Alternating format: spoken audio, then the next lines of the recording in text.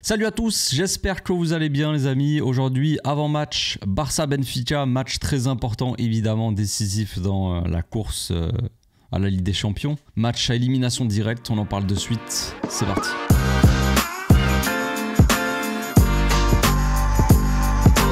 Au passage, n'hésite pas à nous rejoindre si c'est pas encore fait et à partager la chaîne autour de toi, ça fera plaisir à tonton. Bon, comme vous le savez, ce match-là va se dérouler dans un contexte assez particulier et assez délicat. Vous avez vu, de toute façon, le Barça n'a pas joué ce week-end. Un membre du staff médical, le docteur Carles Mignaro, qui est décédé donc, ce week-end à l'hôtel, si j'ai bien suivi un peu l'histoire. Donc, vous savez, les joueurs se rejoignent souvent à l'hôtel avant les matchs, même à domicile, hein, et ils vont dans un hôtel à Barcelone, ils se rejoignent un peu quelques heures avant, ils sont ensemble, ils mangent ensemble, tout ça, et apparemment il est décédé à ce moment-là, genre après manger, il allait faire une sieste, quelque chose comme ça, il s'est jamais réveillé. On l'a appris en live, parce que je faisais mon live d'avant-match samedi, avant le match comme d'habitude, et on l'a appris là. Je vous avoue que voilà, je sais pas si on peut dire que j'étais choqué, mais disons que apprendre un truc comme ça, c'est assez soudain, voilà, tu sais pas trop quoi dire. Mais bon, ça fait un peu réfléchir, ça fait cogiter. Même nous qui sont en dehors de tout ça, hein, parce qu'évidemment, on connaît pas forcément la personne du tout, quoi. On connaît vaguement, voilà, il fait partie du staff, mais ça s'arrête là. Et même si on le connaît pas, bah voilà, ça fait quand même un petit peu réfléchir à la vie en général, à notre vie.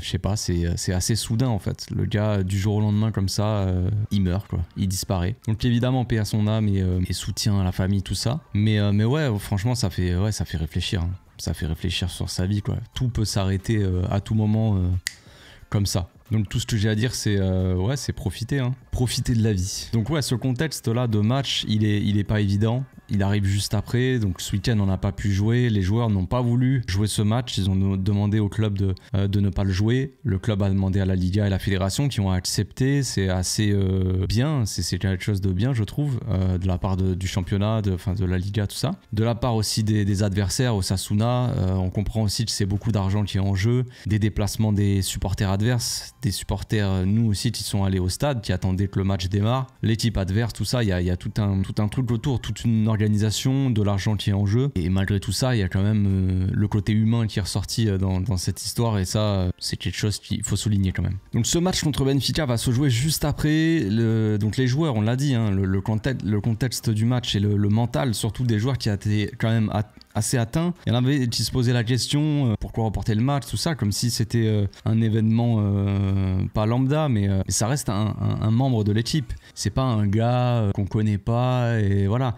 Enfin, que les joueurs, je veux dire. Là, c'est un membre du staff, c'est quelqu'un qui travaillait au quotidien avec les joueurs, c'est un médecin. Donc il prenait soin des blessés, on l'a vu récemment, il n'y a pas si longtemps que ça. Vous savez, quand Gavi s'était cogné la tête, on a vu les images un peu tournées ce week-end, mais c'est ce gars-là, quoi, qui est sur le banc à attendre et à prendre soin des joueurs. Donc qui dit prendre soin des joueurs dans un groupe comme ça, dans une équipe qui joue au haut niveau, les médecins sont importants. Les médecins sont constamment avec les joueurs pour voir si tout va bien, tout ça. Donc c'est un membre actif du staff, de l'équipe, et les joueurs sont au quotidien avec lui, le connaissaient. Ça veut pas dire que c'était leur ami ou quoi, mais en tout cas ils le connaissaient vraiment, tu vois. Donc évidemment que ça peut choquer des joueurs, quoi. Certains plus que d'autres peut-être, qui sont peut-être plus touchés, mais on comprend que c'est pas forcément des bonnes conditions, on va dire psychologiques pour jouer un match de football. Ça reste du football, il y a la vie et le foot, tu vois. Donc bref, ce match contre Benfica, il va se jouer dans ce contexte-là, et la question c'est de savoir dans quel état, on va dire, mental vont se retrouver les joueurs, savoir s'ils seront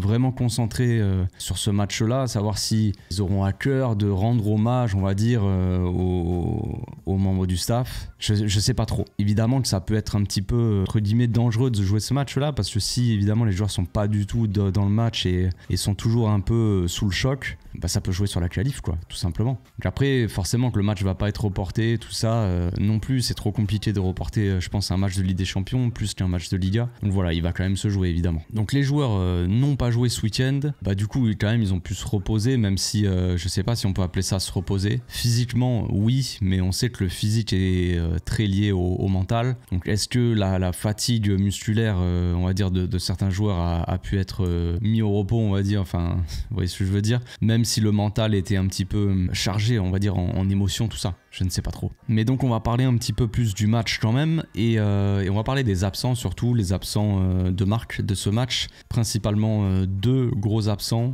un côté Barça et un côté Benfica. Côté Barça, vous l'avez vu au match aller, Cubarsí a pris un carton rouge, donc il sera absent évidemment pour ce match. Et Carreras aussi, le latéral gauche très remuant et très embêtant, on va dire, défensivement assez costaud, qui a bien dérangé Lamine au match aller, qui offensivement a bien dérangé Koundé aussi de par ses montées, tout ça. Et bien lui aussi il sera absent, donc il a pris un carton jaune et était sous le coup d'une suspension. Donc il est suspendu pour ce match-là. Ça fait un de chaque côté. On verra quelle absence sera le plus décisif, on va dire. Sachant que Ronald est rentré en cours de match contre Benfica et il a fait une bonne rentrée. On en avait parlé aussi du contexte aussi de sa rentrée. Un Ronald qui est rentré dans une équipe qui a défendu bloc bas, on va dire. Donc là, ça sera quand même pas la même chose. Est-ce qu'il faut s'attendre à un Ronald du même niveau, on va dire? Je sais pas, mais j'espère. J'espère que Ronald sera au niveau de l'événement, parce que la dernière fois qu'on a joué un match important de Ligue des Champions à élimination directe, un match retour, eh bien à domicile aussi, si je me trompe pas, mais il avait pris un rouge aussi et on avait été éliminé. Concrètement. C'est un peu aussi le moyen pour lui de se rattraper un petit peu avec ce coup-là, qui a mis un gros coup quand même chez les supporters, qui l'ont toujours en travers de la gorge, pour beaucoup. J'en fais partie d'ailleurs. Mais je pense qu'on est quand même pas mal de supporters à toujours l'avoir un petit peu en travers de la gorge, cette histoire. Donc c'est le moment parfait pour lui de se rattraper. Absent de marque aussi, même si c'est un joueur qui joue pas beaucoup, en tout cas qu'on n'a pas trop vu jouer contre nous, c'est Di Maria qui est pas disponible. Il y a leur milieu défensif, là, Florentino Luis, je crois qu'il s'appelle, je sais plus, qui avait joué le premier match de poule, qui avait été très bon là, qui avait marqué contre nous une sacrée frappe. Il n'était pas là au match aller et là il est de retour. Je pense qu'il revient un petit peu de blessure, donc je pense qu'il est prêt. Il n'a pas joué ce week-end, sachant que Benfica quand même a joué ce week-end. Ils ont joué un match, alors qu'au match aller par exemple le week-end ils n'avaient pas joué, nous oui. Là pour le coup c'est l'inverse. Donc voilà, mais quand même ce qu'il faut noter aussi, c'est que Benfica a fait une grosse rotation ce week-end. Ils ont joué un match, ils l'ont gagné assez facilement, mais bon, il y avait certains joueurs titulaires qui étaient sur le terrain, qui étaient titulaires, je veux dire contre le Barça, qui étaient titulaires là, mais quand même dans l'ensemble il y a eu quand même une grosse rotation de Benfica. Donc on peut pas compter sur fatigue particulière pour certains joueurs. Donc comment va se passer ce match-là? De ce qu'on a vu de toute façon sur le match aller et ce qu'on a vu sur le premier match de poule contre eux, c'est une équipe qui démarre très très fort les matchs. Tout simplement, je pense qu'il va falloir que les joueurs le comprennent, on va dire. Je pense qu'ils l'ont compris peut-être au bout d'un moment, parce que là au match aller, on s'est quand même bien fait secouer. Et après on était revenu un petit peu dans le match, on avait posé le pied sur le ballon, c'était positif, mais après très rapidement on a pris un rouge et le match a totalement changé. Là on repart un petit peu à zéro, mais voilà, les leçons sont normalement tirées. C'est-à-dire que Benfica va attaquer le match probablement à fond, donc va falloir être concentré, tout simplement, vraiment concentré, c'est le mot, pour pas comme ça commencer le match tranquillou et puis se faire attaquer dans tous les sens. Au match aller on a failli prendre un but au bout de 17 secondes, c'est pas normal. Donc une grosse entame de match de la part de Benfica, une équipe de Benfica qui passe énormément par les côtés, qui essaie de nous piéger un petit peu à notre propre jeu, c'est-à-dire le piège du hors-jeu assez haut. Ils ont trouvé quand même des solutions pour battre ça, tout simplement. Ça veut pas dire qu'il faut pas jouer le hors-jeu aussi haut, mais ça veut dire que les joueurs doivent vraiment être très très concentrés et qu'il y a un très bon pressing aussi de la part de l'équipe en général pour éviter les balles longues au-dessus de la défense et avec les départs des ailiers qui partent de l'aile un petit peu dans le dos de la défense. Donc la tactique du hors-jeu et l'alignement haut se fait d'habitude avec Cubarsí et Inigo Martinez. Cette fois-ci Cubarsí ne sera pas là et Ronald sera là. C'est un peu la grande interrogation. Ça peut être aussi une sorte de joueur clé, on va dire, hein, quand on parle de joueur clé du match. Ronald peut être un joueur clé du match dans le sens où s'il réussit vraiment à défendre comme à s'adapter, on va dire, à cette manière de défendre là, il peut être un joueur clé du match, évidemment. Et s'il n'y arrive pas, ça peut être aussi un joueur clé, mais de manière un petit peu plus négative. C'est-à-dire que voilà, il peut flinguer le match, quoi. Potentiellement. Évidemment, c'est pas ce que je souhaite et je pense pas que ça va obligatoirement arriver, mais disons que c'est une possibilité. Autre joueur clé aussi, au match aller, on l'avait vu, un gros match des milieux de terrain, De Jong et Pedri, qui avait été assez bon dans l'activité, évidemment, vu qu'on jouait à 1 de moins, ils ont dû un petit peu se dédoubler, on avait vu qu'ils avaient fait pas mal de kilomètres, donc ça va être évidemment des joueurs clés, tout comme bon, c'est pas une nouveauté non plus, mais Rafinha reste un joueur clé, surtout en Ligue des Champions. Lui qui a marqué au match aller, lui qui a marqué le but de la victoire aussi contre Benfica dans le match de poule. Voilà, Rafinha est la définition d'un joueur clutch. Cette saison, c'est vraiment le terme, et on compte encore sur lui, évidemment. On compte sur une colonne vertébrale assez solide aussi. On a vu Szczesny qui avait fait un gros match aussi au match aller contre Benfica. On compte sur une charnière solide, Ronald et Inigo Martinez. Un milieu de terrain assez costaud avec probablement De Jong qui sera titulaire, mais aussi Pedri. Maintenant, la grande question, c'est est-ce que Olmo jouera au milieu? Je pense que oui. Je pense que Lewandowski sera titulaire en attaque, même si ce week-end, il ne faut pas l'oublier, de base, normalement, Lewandowski n'était pas disponible pour une petite gêne. Un petit peu au dernier moment, ça a été dit. Et Lewandowski ne devait pas jouer ce match. Il n'avait même pas été convoqué.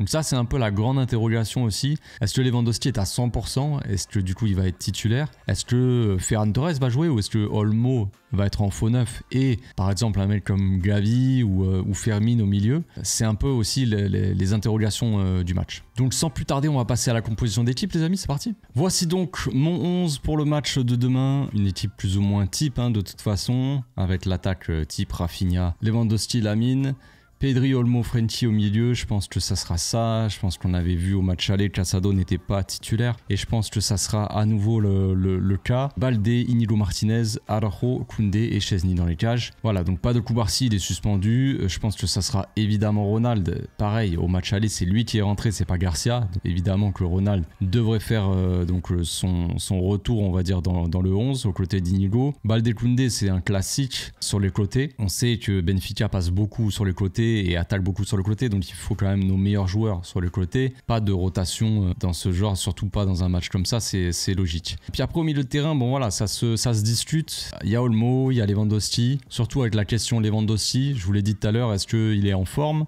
Sachant qu'en ce moment Lewandowski est plutôt pas forcément très bon, pas dans un très grand moment. Donc est-ce que Lewandowski est la solution devant ou pas, je ne sais pas, mais ça reste Lewandowski en fait. Donc je pense que s'il est en forme, il sera titulaire comme au match aller en fait. Même si en ce moment c'est plus compliqué pour lui, même s'il n'est pas très en forme, même s'il n'aide pas forcément dans le jeu, ça reste Lewandowski qui est le meilleur buteur de l'équipe, je crois, en Ligue des Champions, même meilleur buteur de l'équipe tout court. Donc en fait, dans un match comme ça, pour moi c'est évident que s'il est à 100%, le coach le mettra titulaire. Maintenant, si c'était vraiment que mon avis, moi je ne mettrais pas titulaire, mais vu que je suis persuadé qu'il va être titulaire, ça sert à rien que je vous mette mon 11. C'est comme si je mettais pas Vitor titulaire juste parce que j'avais envie, alors que je sais très bien qu'il ne sera jamais. Donc en gros, voilà, c'est un peu cette idée-là. Donc Lewandowski en pointe, à côté de Lamine et donc Rafinha. On sait que Rafinha donc va rentrer dans l'axe, Lamine, Olmo ici, Pedri, Frenkie, Baldé, Koundé, hop. On va jouer plus ou moins comme ça, avec un Rafinha aussi très potentiellement assez haut, qui fera des appels. Un Pedri un peu plus haut qu'un Frenkie, mais bon, il sera peut-être positionné un petit peu comme ça. Olmo dans le demi-espace droit, proche de Lamine Yamal pour combiner. On sait que c'est quelque chose qui marche très bien entre les deux. Beaucoup de combinaisons, un peu de ce côté créatif des deux, côte à côte comme ça, avec un Lamine qui écarte cette équipe de Benfica, qui colle un petit peu à la ligne, avec Olmo qui part dans le demi-espace droit, qui fait des appels, et Lamine qui le sert, ou alors qui rentre dans l'axe pour centrer au deuxième poteau pour Rafinha par exemple, ou Lewandowski s'ils ont échangé. Ça c'est des possibilités, des choses qui fonctionnent, on va dire, avec ce Barça. Maintenant, à voir le rôle de Koundé, est-ce qu'il jouera très très haut ou pas, tout simplement. Si Koundé joue un peu plus haut, Lamine peut rentrer un petit peu plus dans l'axe, et Olmo peut soit être plus dans une position de 10, comme ça par exemple, avec un Lamine qui rentre, un Koundé. Bref, il y a différentes possibilités, vous le savez, je vais pas vous refaire la même histoire à chaque fois. Vous le savez, les joueurs en général dans cette équipe, ils ont beaucoup de liberté, donnée par Flick depuis le début de la saison, c'est comme ça. Donc on a beau dire cette position là,